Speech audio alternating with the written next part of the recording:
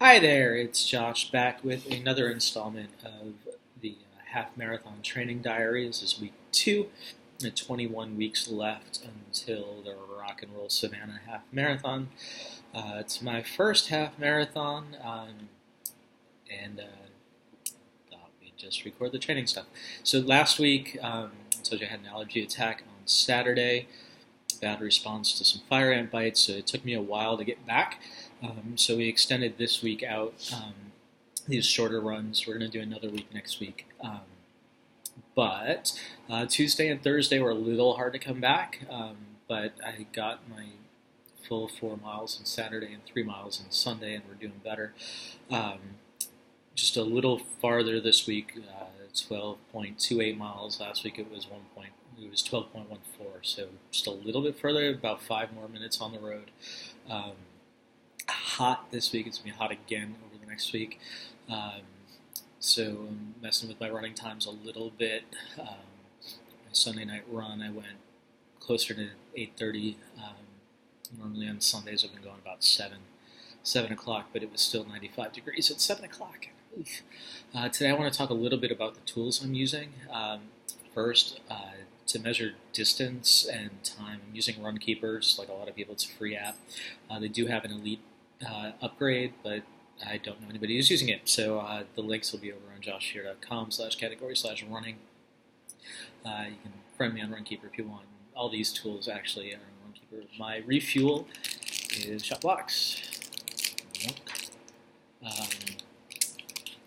I like the strawberry flavor, but they're all good. From Cliff Bar, the folks who make Gatorade also make some gels. They're a little smaller, and I don't like the taste as much. It's just a personal preference. I usually, these things come in a stick.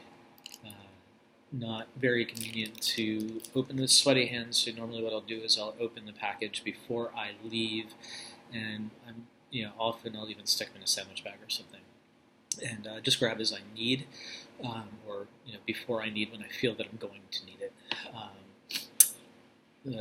The items carrier I use is a flip belt. This is the most comfortable one I've ever used.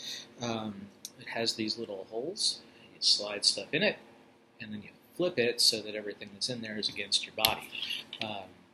So I've been running with my keys and with my phone, and if I'm not sure where I'm running, I'll run with a pocket knife or something just in case, with an ID. So that's that. For shorter days, I've been using this to hydrate. It's from Camelback. It's an adjustable hand strap. It's got a little pocket here for keys or whatever. Again, I'm using the flip belt, so I don't really use the little pocket. It's too small to keep a stick of ShotBlocks. So, but if you're just running with keys or an ID or a tiny little iPod Nano or something, it's fine. It's got a little locking top there, like that. And I mentioned last week the hydration pack that I use. It's this. It's from Bass Pro Shops. It's got the little nozzle. The thing with these is you have to open the nozzle to get water out. Show you that again with the camera looking at it. So it's actually kind of tough with sweaty hands, so you run with it open, and it kind of drips a little bit. So, like I said, this week we are going to go, we're going to have another shorter week. You see my training schedule over at the training schedule I'm following over at my blog, at joshshear.com.